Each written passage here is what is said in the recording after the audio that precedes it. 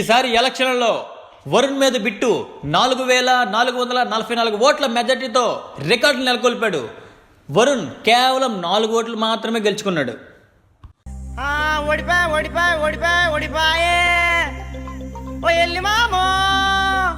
సర్పంచి ఎలక్షన్లా అటు నంబరుగా పోటీ చేసిన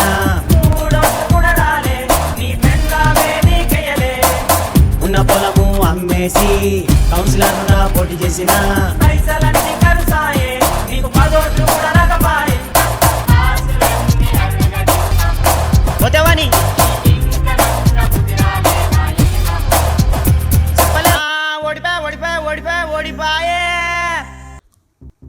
వద్దురా నాయన, నాకు ఈ ఎలక్షన్లు వద్దురా అన్నాను.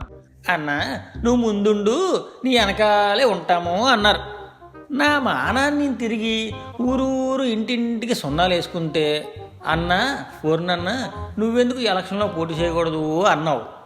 నానిప్పుడు సున్నాలు వేసుకోలేను, ఇంటికి పోలేను. ఇప్పుడు ఆడేమో అక్కడ ప్రమాణ స్వీకారం చేస్తాడట. ఇప్పుడు మన బిట్టు గారు ప్రమాణ స్వీకారం చేయబోతున్నారు. ఓర్ నాయన, ఇదేంట్రా ఎంతమంది వెళ్ళిపోచ్చినారు?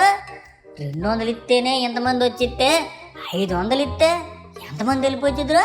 బిట్టు అను నేను, బిట్టు అని నాను, శాసనం ద్వారా శ్యామల ద్వారా. ఏం మాట్లాడుతున్నావురా? నరాలు కట్ అయిపోయింది. శాసనం ద్వారా ఏటే సేమియానా?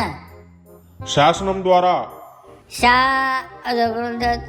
ద్వారా నిర్మితమైన నిమ్మకాయ అయినా భారత రాజ్యాంగం పట్ల భారత రాజమ్మ పొట్ట. రాజమ్మ పొట్ట ఆమె వర్రా మధ్యలో? ఒరేయ్, నువ్వు 10 ఓట్లు వేపిస్తానని చెప్పి 30,000 తీసుకున్నావు. 5 ఓట్లే వచ్చినాయే, ఇంకా చిల్లర కూడా ఇవ్వనది రోయ్ నువ్వు. రాజమ్మ ఎవరు? మా అమ్మమ్మే కదా. నువ్వు కంటిన్యూ. Thank you. ఒరే నువ్వు చెప్పురా. నిజమైన విజేత విశ్వాసం చూపుతానని, నిజమైన విజేత విశ్వాసం సాగుతానని, భారతదేశ సార్వభౌమ అధికారాన్ని. ఈ పదం మనకే నోడితే రహే, ఈడేం చెప్తాడు ఇంకా? సారా దాన్ని సమగ్రతను కాపాడుతానని, నా కర్తవ్యాలను నా ఖర్చుల్ని శ్రద్ధతో అంతఃకరణ శుద్ధితో అంతా కాలిన శుద్ధితో నిర్వచిస్తానని భయం గాని పక్షపాతం గాని పక్షవాతమా? అదేవుడికి వచ్చిందిరా? రాగద్వేషాలు గాని రాగి దీపాలు గాని ఎన్ని దారుణాలు సార్. ఇంక వదలనురా నిన్ను. ఆగురా, పక్కకి రారా. నీకు చిన్న బ్యాగ్ కూడా పంపిస్తాను, చదువుకోరా. చేసేదానికి చిన్న బ్యాగ్ సరిపోదు, పెద్ద బ్యాగ్ పంపి. సరేలే కాని. అరే ఏంద్రాయుడు అంత సింపుల్ గా పెద్ద బ్యాగ్ సర్దేశాడు, మనం కూడా సర్దేద్దాం. లేకుండా రాజ్యాంగాన్ని శాసనాలను శ్మశానాలను. అరే ఏంట్రా ఇది? ఒరే సైడ్కి రారా. పెద్ద బ్యాగ్ సైడ్ అయ్యి. ఒరే అన్నీ మూసుకొని మూలకు పోయి కూర్చోరా. చిన్న బ్యాగ్ అన్న సైడ్ అన్న. ఒరే ముందు తీసుకున్న 30,000కి లాక్సిప్ రే.